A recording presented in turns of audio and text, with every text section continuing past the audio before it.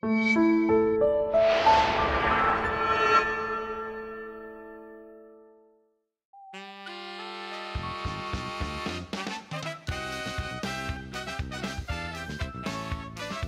we're talking about kind of the difficulty of getting the right people for licensed materials, and how right. You either and the extremes of the people you get on licensed materials. Are you talking about the whole like Ridley Scott wouldn't have been the person to make the sequel to Blade Runner? No. Ridley Scott talked about Star Wars. Ridley Scott said he wouldn't do Star Wars and they wouldn't want him to do Star Wars, but that they're idiots because what they're doing is they're hiring amateur talent who has never made a film like this, going, go make this movie, and then to make some of the most expensive films and hardest to make things. But they won't go to someone like him because they're an auteur and they'll want to do it their way and they will not be micromanaged the way that these creators will be. So they're looking for like prepackaged directors then. Yes. Like if they can build a robot to do it, that's how they do it. That's exactly how Marvel works. I mean, for the most part, that is how Marvel works. You not look with the Russos though. I mean, you can tell they have so not much. with all of them, and like obviously Black Panther looks wonderful, but like Doctor Strange could have been directed by anyone. Ant-Man could have been directed by anyone. Obviously not Guardians. Guardians, you know, like I'm not saying none of them have a stamp on it, but I do think those more generic Marvel movies, like, and they get these nobody directors, Yeah. like. The guy who made Doctor Strange made I like would go 3 as far horror as to say movies. that, like, there are things about Winter Soldier that are almost art housey. Like, yeah, no, absolutely, no, the Russos are wonderful. I'm not talking about them, but like, and this is the thing that really Scott brought. Everyone's like, screw you, you ruined like 2 Alien movies, and I'm like, that's not. First of all, the direction was not the issue with those films. I don't think so either. They are beautiful films. Yeah, both of them are is 2 of the most beautiful films I've ever seen. But I know a lot of people didn't like Covenant, and as convoluted as that whole thing is, and I agree. It is. I think it's also really interesting. I can't go as far as to say it's bad, but I want to watch that again just for the artistry of it. It's gorgeous. Yep. And Prometheus is like that too. Prometheus is one of the most beautiful films. And I thought Covenant was chilling. There were things that legitimately bothered me about that in the theater. The fact that you can still do that with that material is very impressive. Yeah, I agree. But so, and this kind of ties into something that we were discussing on a much smaller scale, which is, I mean, anything licensed. We were talking about this with. You're like, well, everyone can't be Timothy Zahn. And the idea that when you have licensed material and you're trying to get writers to work on it, the extremes are, like, you have to find someone in the middle. Because you either end up, most of the time, with a very amateur person that stays very much in the box and does nothing special. And how many, like, comic book tie-ins have we seen where it's like, why even bother reading this? Yeah. Like, it's not that it's bad. Like but it's uninspired. Yeah, there's nothing obvious. And so many novels are like this. Tie-in novels are like this. Whereas, and then the other, it's there because it's familiar. It's safe, and you decide that that you'd rather people not even talk about it than hate it. Well, yeah, exactly. And then the other extreme is you get someone who is some kind of big name, and they come in, and they think they're above the material, and they either do something that's super contrary to the material, or it's too much of them in it. Michael Moorcock is a real big name in science fiction fantasy, and he wrote a Doctor Who book, and Doctor Who fans hated it because he wrote a Michael Moorcock book, and he brought in his mythology and all of his stuff into the Doctor Who. Well, the reason the Zahn thing probably works more is because he's starting from nothing. Besides the films you had already. Yeah. No, that is probably... When you start from, you get to be the architect of what? The new material of this universe. Yep. I don't know if somebody like Zahn can come in 10 years later. I mean, I guess with the EU, the way it got, we started appreciating a lot of different tones and viewpoints and perspectives in Star Wars. So yeah, maybe so, but... And I also think you get the like. I also think Star Wars weirdly has gotten more. In EU got more versatile than Doctor Who, which makes no sense. No, I agree. Like Doctor Who should be a more versatile thing, but it's that like quirky, quippy. Like it's always got to be that. I think it's because it's so comedy driven. Mm-hmm. It's not entirely comedy driven, but you know what I mean.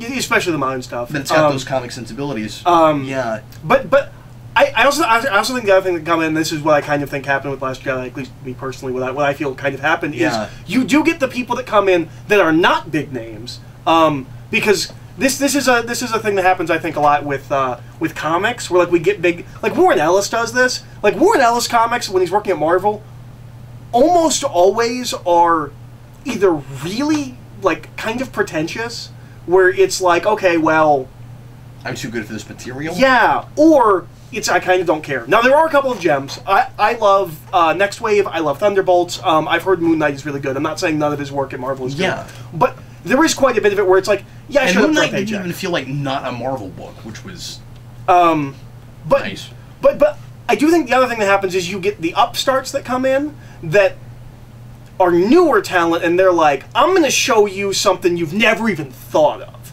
I'm going to blow your mind. I'm going to show you, like, it's the guys that don't understand you're working in licensed material, that there is a way to do new, creative, good material within the box, and they want to get rid of the box. And I think this happens a lot. And I think this happens in comics a lot, where somebody comes in and is like, I'm not going to tell a normal story with this property like you would expect. I'm going to do something completely different, and then it's not even the thing it was. And it ends up just looking amateurish and fanficky. Yeah. I know I throw that term around a lot, but I think it's apt here because fanficky, to me, is when you break all the rules for no reason and you're self-indulgent and you say, this is what I've always wanted to see, and it might not even be what you've always wanted to see for that property or that makes any sense with the internal logic of it. It's that it's really easy to say, well, you should always throw away the box. That's what creativity is. That's what risk-taking is.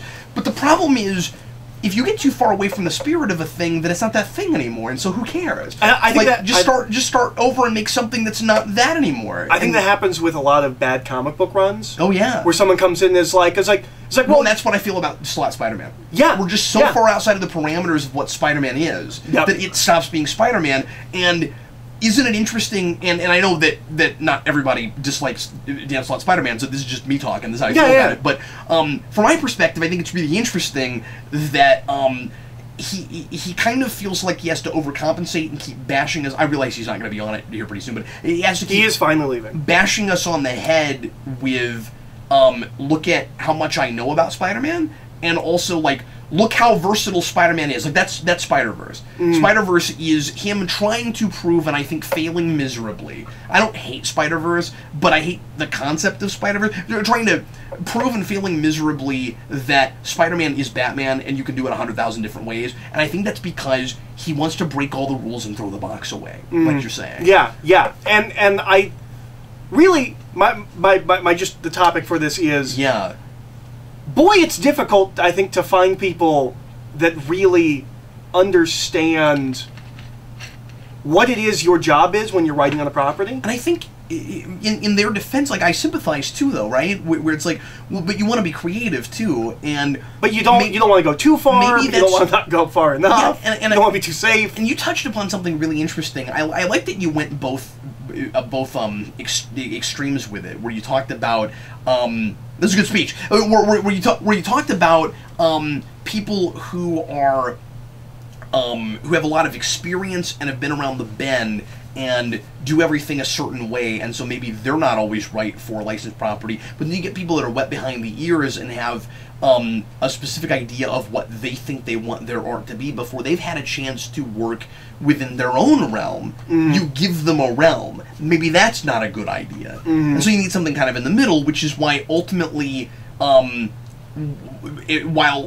it worked for certain things and didn't work as great for other things, in my opinion, Whedon ultimately, looking back on it, ends up making a lot of sense for a lot of things. Joss Whedon, the creator. Yeah.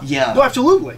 Because he really is that midpoint of that. Yeah. Because he's worked in so many franchises, and a lot of them have been his own, but then some of them have not been. And so when he ends up getting Avengers, and I'm kind of afraid it's just going to be Whedon doing Whedon, and a lot of people complain that's what it was. I don't think it was as bad about that. No, it was as it might have been. It was legitimately the Avengers through Whedon's lens, as opposed to Whedon making a movie called The Avengers. There's also a guy who doesn't love the studio system, who's used to working within the studio system, and so that's good. And that was really important that early on. Yeah, but we keep bringing in people who want to say, f*** the system, you're the system, and so you should be kind of leery of that. I know that sounds awful, but you've got to find people who are really creative and will play ball, but you also have to not hold their hands too much. And once you pay someone to do a job, you have to let them do it. And that job can't just be make what we tell you to make. It has to be, you can have parameters, but you have to say, we want you to be creative and tell a story. And some mandate, I think, is understandable. Mm-hmm. Some mandate is understandable. No, I agree. But if you're going to make it paint by numbers, then one of your studio execs should make the film.